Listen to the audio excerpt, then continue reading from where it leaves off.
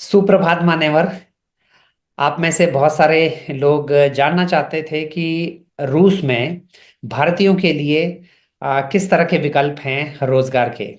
बहुत सारे मैसेजेस मैंने देखे हैं आपके, और कई कमेंट्स भी थे अलग अलग वीडियोस में कि आप रूस में भारतीयों के लिए जो रोजगार के ऑप्शंस हैं उन पे एक वीडियो बनाइएगा। तो मैंने सोचा कि चलिए एक वीडियो इस पे बना लिया जाए। इस विषय में बात करने के लिए एक रूसी व्यक्ति से अच्छा और कौन हो सकता है। तो मेरे साथ में अभी फिलहाल रूस से इलिया भाई, जो कि एक मेरे रूसी दोस्त हैं, उनको हिंदी से बहुत लगाव है, वो हमारे साथ होंगे।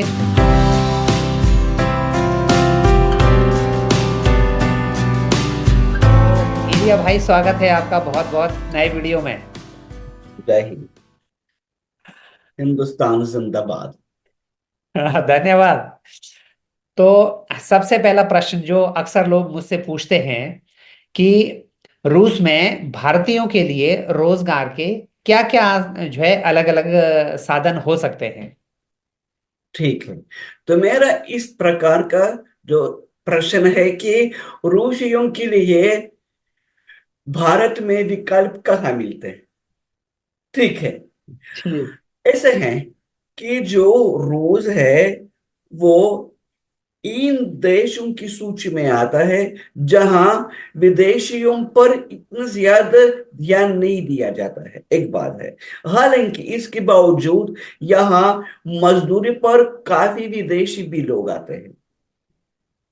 इनमें जो ज्यादातर मजदूर होते हैं ये हैं उज़्बेकी, तजिकी, किर्गिजी, यानी इन इन ममालिक के शहरे जो पहले सोवियत यूनियन में आते थे ना।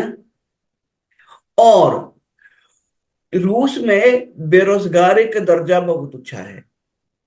एक तरफ है। दूसरी तरफ है ऐसे कई जो क्षेत्र है जहां रूसी लोग काम करना पसंद नहीं करते। एक बात है महंगाई, और दूसरी बात क्या है? तनख्वाह की कमी है, पैसों की कमी है। आज नए कानून पारित कर दिए गए हैं जिनके अंतर्गत विदेशी नागरिक इन क्षेत्रों में काम नहीं कर सकते हैं। जिस तरह ताइलान में भी है, आप जान रहे हैं कि ताइलान के कानून बहुत सख्त है इस मामले में। जापान के कानून बहुत सख्त है इस मामले में। रूस यूरोप नहीं है। हालांकि मैंने देखा है कि यहाँ कुछ कुछ फील्ड में हिंदी रूसी ट्रांसलेटर्स की बहुत जरूरत पड़ती है। और मैंने गौर से देखा है कि मुझको कहाँ कहाँ बुलाया जा सकता है। और करीब से देखकर मैंने देखा है कि ये मेरे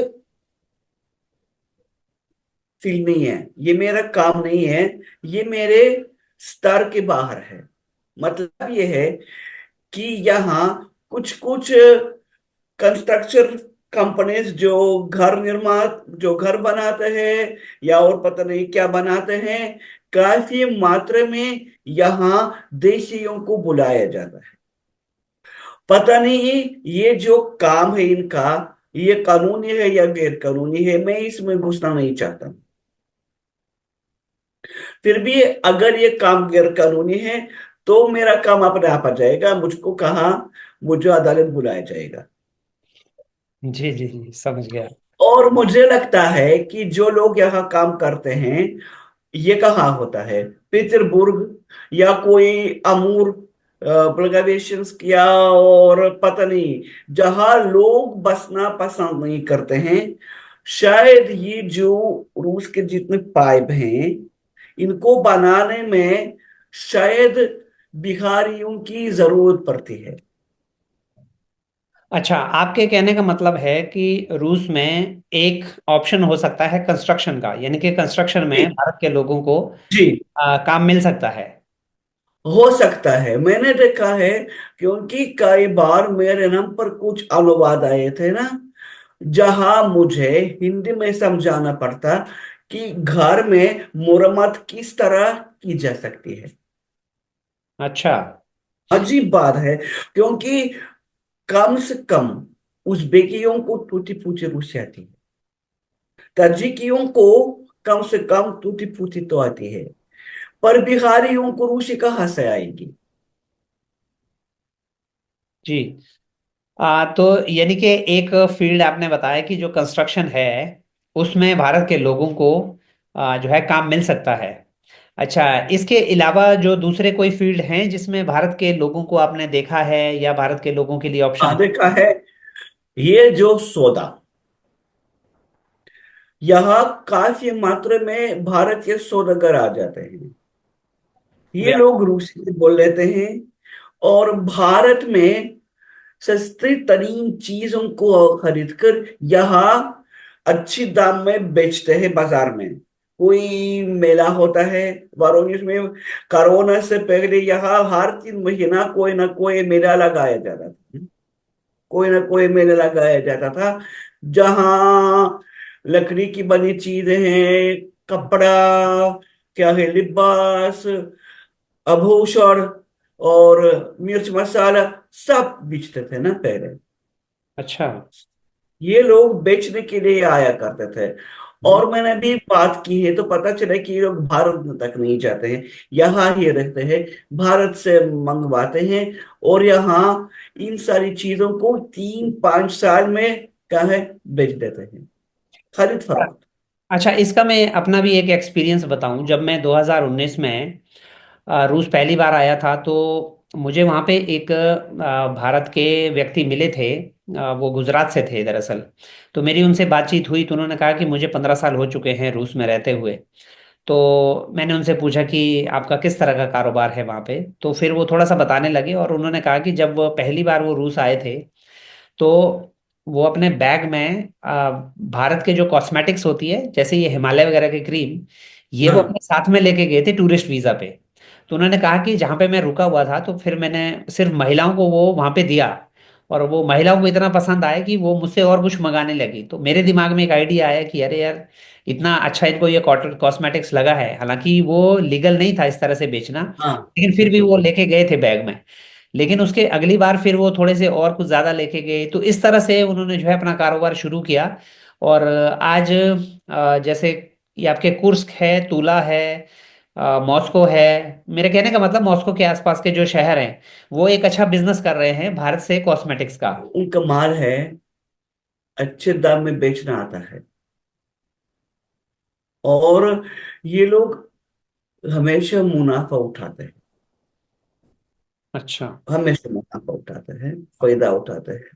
जी। हाँ, अच्छा, इसके अलावा जैसे मान लीजिए व्यापार में भी, क्योंकि व्यापार में तो बहुत सारी चीजें हो सकती हैं। एक बार मुझे, मैं शायद से बिश्केक में था किर्गिस्तान में, तो वहाँ पे मैंने एक वीडियो बनाया है। वो थे साइबेरिया में एक जगह है, यकूतिया। वो या यकूतिया। कुछ।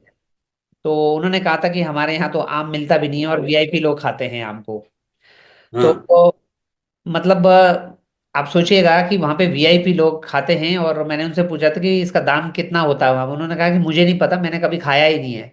तो आप समझिएगा कि मतलब वो कितना महंगा बिकता होगा। तो इस तरह के कुछ ऑप्शन हो सकते हैं व्यापार के कि आपको अगर आप एक अगर प्रोडक्ट ऐसा ढूंढते हैं जो रूस में नहीं मिलता है या जिसकी अधिक डिमांड है, तो आप उसका कारोबार कर सकते हैं। अच्छा, एक बात और है कि क्या कृषि के क्षेत्र में भी कोई वहाँ पे इस तरह के ऑप्शन हैं? रूस और कृषि, देखिए रूस में कृषि अच्छी है क्योंकि आप जानते हैं कि यहाँ अनाज, गेहूं, चावल, हम्म। बहुत कुछ उगाया जाता है, बहुत कुछ उगाया जाता है। यहाँ के ज्यादातर लोग विदेशों से कुछ भी नहीं मंग पाते हैं। यहाँ पर शायद केले, अनानास छोड़ के सब कुछ देसी है। पर आप जानते हैं कि कृष्णदार छोड़ के और कहा दक्षिण को छोड़ के जी। यहाँ जो खेती बाड़ी होती है वो होती है अप्रैल से अक्टूबर के अंदर, जब खेत खुले रहते हैं ना। जी। और मैंने आपको पहले बताया था कि यहाँ की जो जमीन है, वारोनिश की जमीन है, खाली भूमि जो होती है, कृष्ण भूमि जो होती है, कितनी कीमती है। मैंने आपको बताया था, आपने भी सुना है कि जी। यहाँ की जमीन इतनी पौष्टिक है, इतनी मीठी, इतनी धनवान है कि यहाँ कुछ भी डालो निकल जाएगा। लेकिन अफसोस की बात है कि यहाँ खुदाई की वजह से, उद्योग की वजह से, इसी जो काला धान की बर्बादी हो रही है। जी, इसमें काला एक धान चीज की एक बर्बादी चीज हो रही है। एक चीज मुझे याद आई, कि रूस की जो मिट्टी है वो इतनी उपजाऊ है कि द्वितीय विश्व युद्ध से पहले हाँ ट्रेन में भर भर के जो है रूस की मिट्टी को ले जाने की कोशिश की गई थी जर्मनी हाँ। के, हिटलर द्वारा। ये जो, हाँ, ये तो युद्ध के दौरान हिटलर की क्या है, करतूत थी, उसका काम था। और आप कहीं पेरिस जाए, नाप संग्रहालय, जी। नाप संग्रहालय, तो वहां बारोनिस की मिट्टी सुरक्षित रखी गई थी। अच्छा।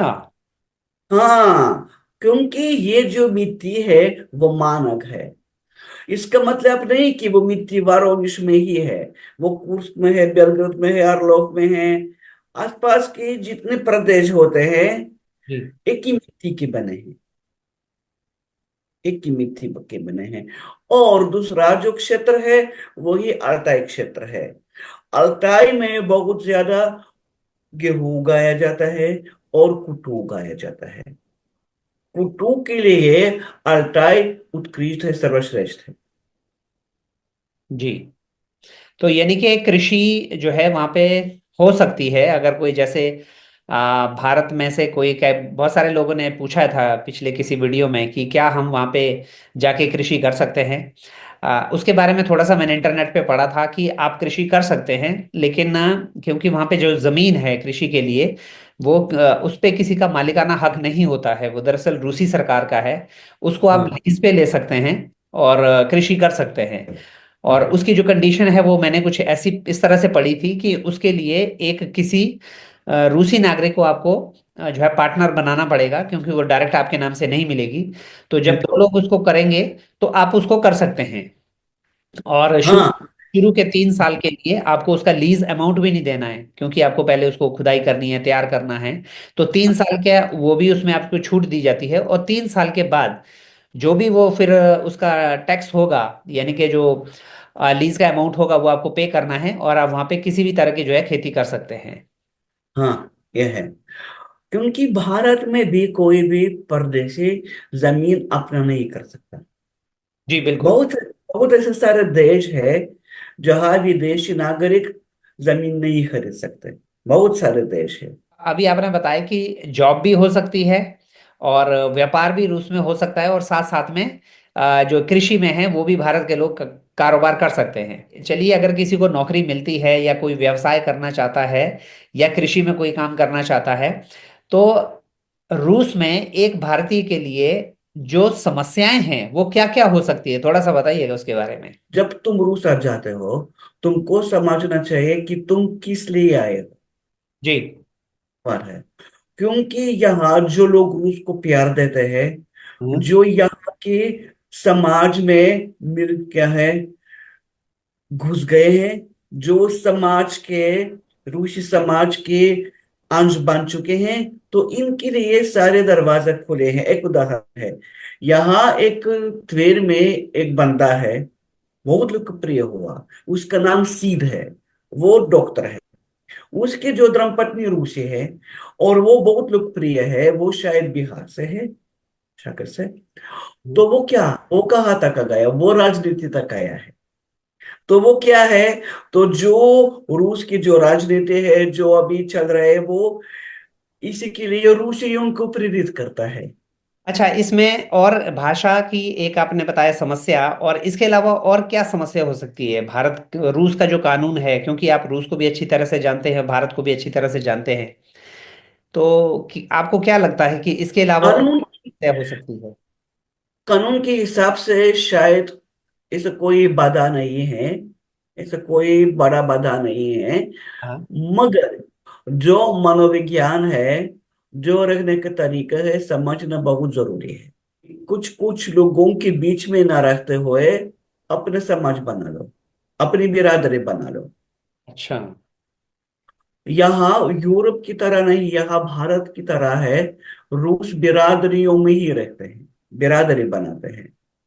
अच्छा, हाँ, बिरादरी बनाते हैं, और इसी बिरादरी के बाहर हम नहीं जाते हैं। आपका ये कहना है कि रूस में भी जैसे भारत में लोग एक बिरादरी में रहते हैं, तो रूस में भी लोग एक बिरादरी में रहते हैं, और किसी भारतीय हाँ को जो रूस जाता है उसको भी ऐसे ही कोई बिरादरी ढूंढनी होगी जिसमें हाँ, फिर वो आराम से एडजस्ट हो सके।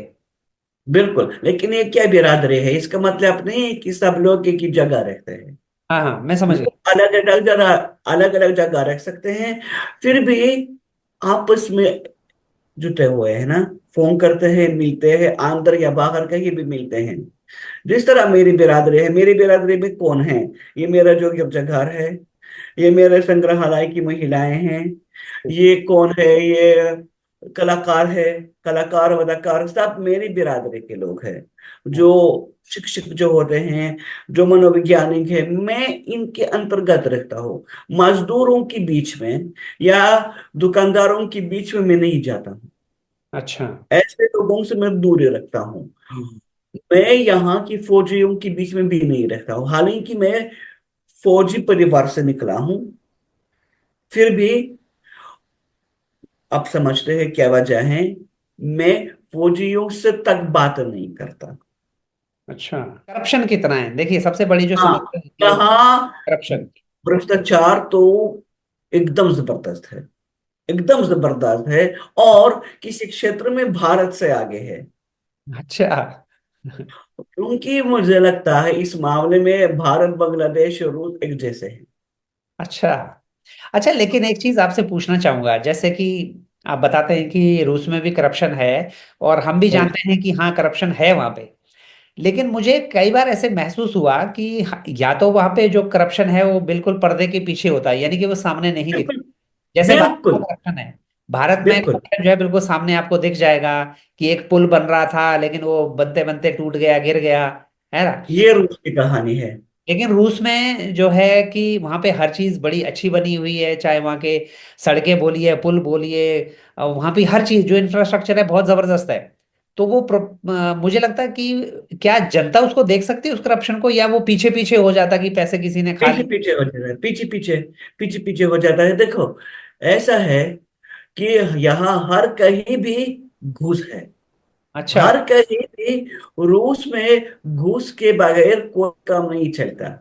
लेकिन जो इनका जो लेवल है, जो हाँ। जो स्तर है, बहुत ऊंचा है। अच्छा। जो निचला है बताता हूँ। तुम हाँ, डॉक्टर से मिलने जा रहे हो ना, जी। तो कुछ ना कुछ लेने के लिए जो तुमको लेना जरूरी है, तुम उसको क्या है, कोई फाल माल कुछ खरीद कर देते हो डॉक्टर को। अच्छा, करते हैं? हाँ, तो डॉक्टर के पास जाओगे तो कुछ, हाँ जब आप हॉस्पिटल जाते हैं डॉक्टर को दिखाने के लिए, तो आप फल वगैरह लेके जाते हैं उनके लिए? हाँ, ये है। तो कुछ लोग मेरी माँ की तरह लिफाफा लेके आती है, अच्छा। लिफाफा लेके आती है, या हाँ पैकेट कोई पैकेट खरीद कर इसमें महंगे तरीन फल डालते हैं, हाँ चीज है, या कोई स्वीट्स है, जो मिठाई है, कुल्फिया जो है ना, हाँ टॉफियाँ खरीद कर देते हैं। ये हर कहीं भी, हाँ। यूनिवर्सिटी में भी है। परीक्षा पास करनी है तो बिना पैसों के, बिना लिफाफे के ये मुश्किल हो जाएगा। अगर तुम प्यारे नहीं हो, अगर तुम प्यारे हो, तुमसे कुछ भी नहीं लिया जाएगा। लेकिन कोई फल वाल अगर तुम दे दोगे तो लोग खुशी खुशी ले लेंगे बस। तो भारतीयों को कुछ फायदा होगा अब रूस आके काम करने पे, आपको लगता है? ये देखिए, फील्ड देखना पड़ता है, किस फील्ड में तुम काम करना चाहते हो। हम्म। अगर तुम्हारे रूस की डिग्री अच्छी है, तो यहाँ कुछ भारतीय जो स्नातक होते हैं, डॉक्टर काम करते हैं। फिर भी जितना भारत में लोग कमा सकते हैं, रूस में कोई नहीं कमा सकता। अच्छा। क्योंकि रूस में सबसे गरीब कौन है? डॉक्टर और टीचर। अच्छा। हाँ, इन वर्गों के जितने लोग होते हैं, सब गरीबी में रहते हैं, गरीबी से उनको गुजारना पड़ता है। रूस में इतने, जो डॉक्टर हैं वो गरीबी उसमें आता है? हाँ, गरीबी में। और गरीबी डॉक्टर है और शिक्षकगण है, ये भी गरीबी में रहते यानी हैं। कि ये बहुत सबसे कम पैसे कमाते हैं रूस में। हाँ, सबसे कम पैसे कौन कमाते हैं? क्योंकि एक मेरी जो सहेली है, उसकी माँ संगीत विद्यालय में पढ़ाती है, और जिस संगीत विद्यालय में वो पढ़ाते हैं, जो महिला वहां पर झाड़ू लगाते हैं चपरासी, वो इससे ज्यादा कमाते हैं। यहाँ चपरासी या कोई काम वाली या और कोई मजदूर पढ़े लिखे लोगों के मुकाबले में बहुत ज्यादा कमाते हैं। भारतीयों के लिए मतलब क्या विकल्प हो सकते हैं? क्या वहाँ पे एक क्या हो सकता है? बेहतर जिंदगी की उम्मीद की जा सकती है रूस में, भारत से बेहतर? नहीं, मैं बता रहा हूँ कि अगर तुम्हारा अपना कोई बिजनेस है, या तुम्हारे अच्छी शिक्षा है, हम्म। अगर तुम्हें अच्छी नौकरी यहाँ मिल गई, तो बसने की कोशिश करो, आ जाओ। और सबसे पहले भाषा सीखो, रूसी मनोविज्ञान करीब से सीखो, पढ़ो, अध्ययन करो, तुलना करो। क्योंकि रूस एक ऐसा देश है जहां विदेशियों को ज्यादा प्यार नहीं दिया जाता है। और अगर तुम्हारी रूसी अच्छी है, परिपक्की है, और तुम्हारे दिल में सच्चा प्यार रहता है और उसके प्रति, तो कोई दिक्कत नहीं, कोई समस्या होनी नहीं चाहिए। तो रूस में नागरिकता लेने के क्या भारतीयों के लिए कोई क्या उपाय हो सकते हैं, किस तरह से ली जा सकती है? किस तरह से? अब तो वो काम आसान नहीं है। हर हाल रूस में 5 साल रहने के बाद तुम अर्जी दे सकते हो। अच्छा, जैसे अर्जी दे देशों सकते। में भी होता है कि 5 साल रहने के बाद फिर आप एक जो है पीआर के लिए हाँ, अप्लाई। ठीक है। हाँ, उन लोगों के लिए आसान है जिनके यहाँ परिवार है। अगर रूसी बीवी है, बच्चे हैं, तो कोई दिक्कत नहीं होती। अच्छा, आपके कहने का मतलब अगर कोई यहाँ से मान लीजिए किसी कारोबार से रूस जाता है, अगर वो वहां पे शादी कर ले, तो उनके लिए जो शादी कर ले, नागरिकता लेना है ये वो आसान ये रहेगा। सबसे अच्छा, सबसे सरल तरीका है। हाँ हाँ। मगर क्या होता है, वो तरीका और मुश्किल होता जा रहा है ना। अच्छा। तो चेकिंग की जाती है। और मैंने क्या कहा कि अच्छी रूसी बोलनी बहुत जरूरी है, क्योंकि परीक्षा पास करनी पड़ेगी। अच्छा। भाषा की, इतिहास की और भाषा की इम्तिहान है। अच्छा, मतलब आपके कहने का मतलब है कि अगर कोई भारतीय वहाँ पे हमेशा के लिए रहना चाहे या नागरिकता लेना चाहें तो वो ले सकते हैं। 5 साल उनको कम से कम काम करना पड़ेगा, और 5 साल के बाद वो पीआर के लिए अप्लाई कर सकते हैं। या दूसरा तरीका ये है कि वहाँ पे शादी कर लो, और शादी करने से आपको जो है मदद मिलेगी पीआर लेने में। इसके बारे में थोड़ा सा हम लोगों के पास में जो है थोड़ा समय की कमी है, जिस वजह से जो है हम इस पे बात नहीं कर पा रहे हैं। लेकिन अगले किसी एक और वीडियो में हम जो है इस बारे में और बेहतर तरीके से बात करेंगे, जिसमें हम सिर्फ बात करेंगे कि रूस में जो परिवार हैं वो हम्म। किस तरह से जो है उनको रूसी सरकार की तरफ से सुविधाएं मिलती हैं, या किस तरह का वहाँ पे कल्चर है, एक पारिवारिक जीवन कैसा होता है। तो इस बारे में भी हम इलिया भाई से जो है बात करेंगे। फिलहाल क्योंकि अभी जो है समय समाप्त हो रहा है, तो आपको ये वीडियो कैसा लगा और कितना इन्फॉर्मेटिव आपके लिए था? आपके अगर कोई प्रश्न हैं तो आप हमें वो लिख के भेज सकते हैं। हम कोशिश करेंगे कि इलिया भाई से बात करके जो है उनसे पूछें रूस के बारे में, अगर कोई भी आपके प्रश्न हैं। तो इलिया भाई, बहुत बहुत धन्यवाद आपका। आपने हमारे को इतनी अच्छी जानकारी दी इस बार। तो आपसे जो है मुलाकात करेंगे अगले एक और वीडियो में। तब तक के लिए नमस्कार।